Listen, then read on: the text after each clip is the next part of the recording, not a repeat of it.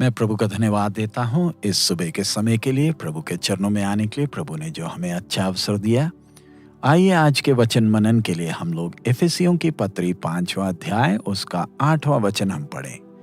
क्योंकि तुम तो पहले अंधकार थे, परंतु अब प्रभु में ज्योति हो, अतः ज्योति की संतान के समान चलो। उर्दू में पढ़ेंगे इफिसियों की पत्री 5वां बाब उसका 8वां वचन हम पढ़ेंगे। क्योंकि तुम पहले तारीकी थे, मगर अब खुदावन में नूर हो, बस नूर के फर्जंदों की तरह चलो। हम आज दुनिया भर जब देखते हैं, समाचार पत्र पढ़ते हैं, लोग सरकार यही प्रयास कर रही है बात सब चीजों को वापस वो नॉर्मल सी में ले आए, यानी जैसे पहले कोविड के पहले माहौल था वापस उसी माहौल में वापस आ जाए। लेकिन हमें मालूम है, सबको अच्छी तरह मालूम है कि वो पहले का वैसा वातावरण अब आना असंभव है। दुनिया की सरकारें भी धीरे धीरे इस बात को कबूल रही है कि बातें नियंत्रण से बाहर हैं। और ये बात साफ साफ दर्शाता है कि यीशु मसीह ही संपूर्ण धार्मिकता के साथ, सिद्ध धार्मिकता और शांति के साथ राज्य कर सकता है। और यही वो दिन है जिसमें हम विश्वासियों ने इस अंधेरे भरे दुनिया में ज्योति का काम करना है। दुनिया पूरा प्रयास कर रही है कि आराम को महसूस करें, बातों को बहाल करें, वो दिखावा भी करते हैं। लेकिन सच्चाई क्या है कि हर जगह अशांति फैल रही है। व्यक्तियों के जीवन में, देशों में अशांति बढ़ रही है। तो इन दिनों में एक परमेश्वर के संतान के तौर पर मेरा कर्तव्य क्या है? क्या मैं दुनिया की तरह मैं भी प्रार्थना करूंगा? क्या दुनिया को मैं झूठी तसल्ली दूंगा कि सब ठीक हो जाएगा? जरा ध्यान दे, नए साल के प्रवेश करते वक्त हम सब ने नए नए फैसले किए हैं और हमने दिल की गहराई से प्रार्थना भी किया कि हे प्रभु, इस फैसलों में टिकने के लिए, खड़े रहने के लिए आप हमें मदद कर। हम सब जानते हैं कि प्रभु का आगमन नजदीक है, पृथ्वी नाश की ओर जा रहा है और हम चाहते हैं प्रभु की सेवा का हिस्सेदार बने, अपना जिम्मेवारी निभाएं। और कईयों का सोच है कि यहाँ पर सेवा में मदद करेंगे तो स्वर्ग में प्रतिफल भी मिलेगा। और हम में से बहुत सारे लोग सच्चे मन से यही प्रार्थना भी करते हैं कि प्रभु अपनी महिमा के लिए हमें आप इस्तेमाल भी करें। लेकिन क्या हम समझ पाए हैं कि स्वर्ग के राज्य के सिद्धांत के अनुसार ज्योति का संतान या परमेश्वर का एक सेवक होने का मतलब क्या है? इस बात को समझने के लिए एक पुरानी कहानी हम आपसे बांटना चाहते हैं। और यह कहानी मसीह जीवन के सिद्धांत को प्रकट करता है। और यह कहानी विश्व प्रसिद्ध अमेरिकन कवि एडविन मरखाम ने लिखा था। और ये कहानी एक मोची के बारे में है। और ये मोची अच्छा एक विश्वासी था, बुजुर्ग था और वो जूते बनाया करता था।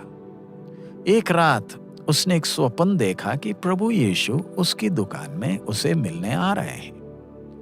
और वो स्वप्न इतना सच्चा उसे लगा कि वो सुबह उठकर ही दुकान को तैयार किया और बाहर जंगल में जाकर पौधे, हरे पत्ते सब तोड़ ताड़ के लेकर आया ताकि अपने दुकान को और हरा भरा अच्छा दिखाए, क्योंकि आज उसका सबसे प्यारा अतिथि मेहमान आने वाला है।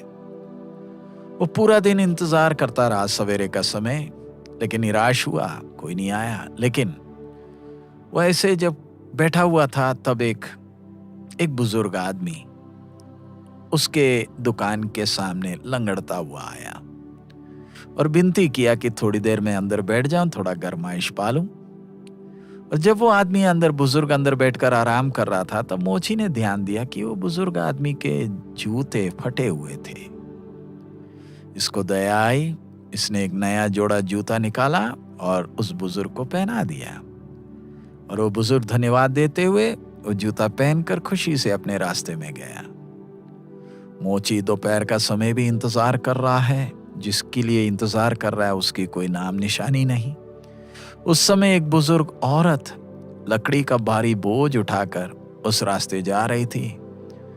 मोची ने उसे अंदर बुलाया और बोला, थोड़ी देर आराम कर लो। और जब वो अंदर आई तब मोची ने बात करते वक्त मालूम चला कि 2 दिन से उसने खाना नहीं खाया।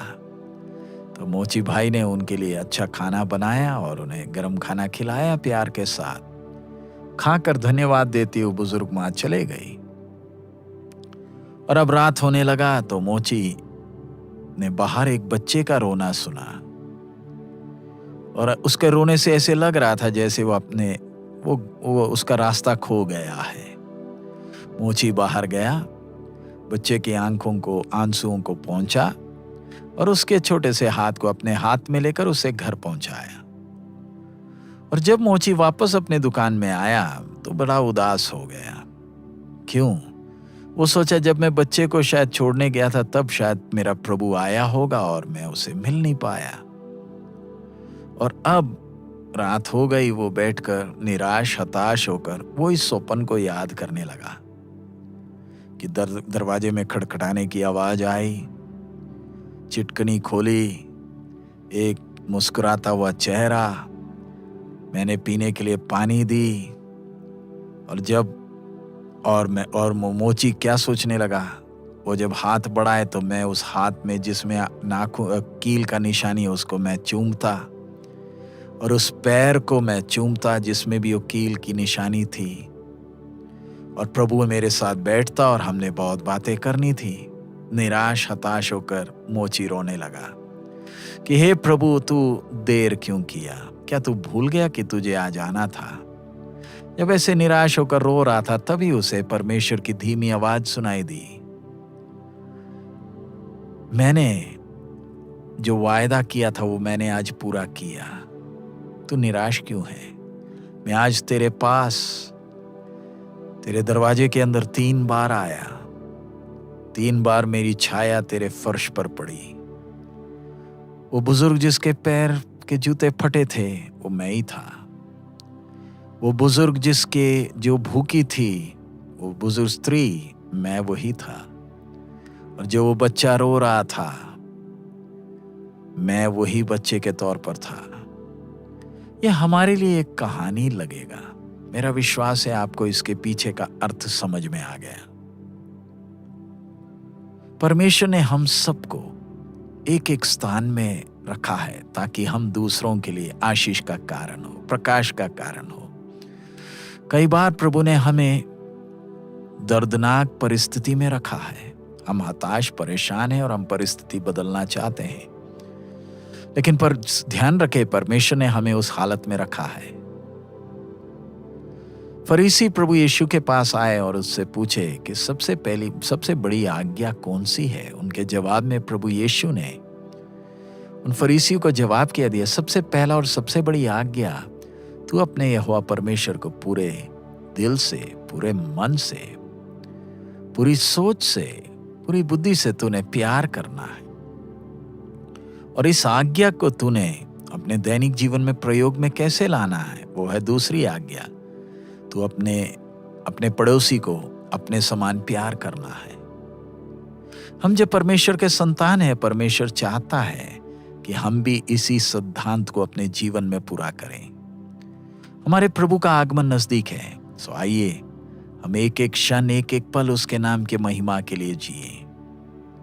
प्रभु तू मुझे और आशीष दे, वो प्रार्थना अब बंद करके प्रभु हमारा जीवन दूसरों के लिए आशीष का कारण बना दे। इस अंधेरे भरे दुनिया में प्रकाश का काम हमारा जीवन करे।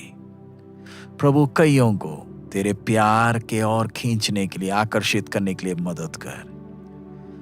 आप ही उद्धार करता है कर दूसरों के सामने गवाह होने के लिए प्रभु तू मुझे मदद कर, ताकि दुनिया आपके राज्य के सिद्धांतों को समझ सके, जो मनुष्य के सिद्धांतों से कितना ऊंचा है।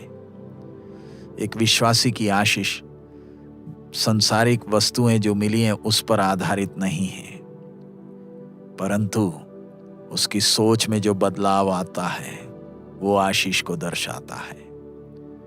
आइए आज का दिन हमारा जीवन दूसरों के लिए तसल्ली, प्रकाश, हौसला का कारण हो। आइए हम प्रार्थना करें।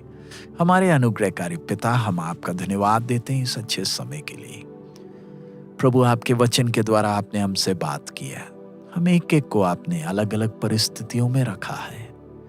चाहे कैसी भी परिस्थिति हो प्रभु, हमारा जीवन दूसरों के लिए प्रोत्साहन, आशीष का कारण हो।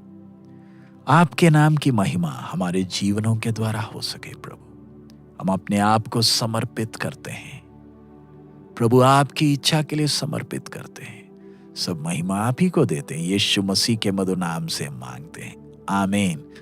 प्रभु हम सबको आशीष दे। हमारा प्रभु अति शीघ्र आ रहा है। हमारा जीवन बहुतों के लिए प्रोत्साहन का कारण हो सके। मारानाथा।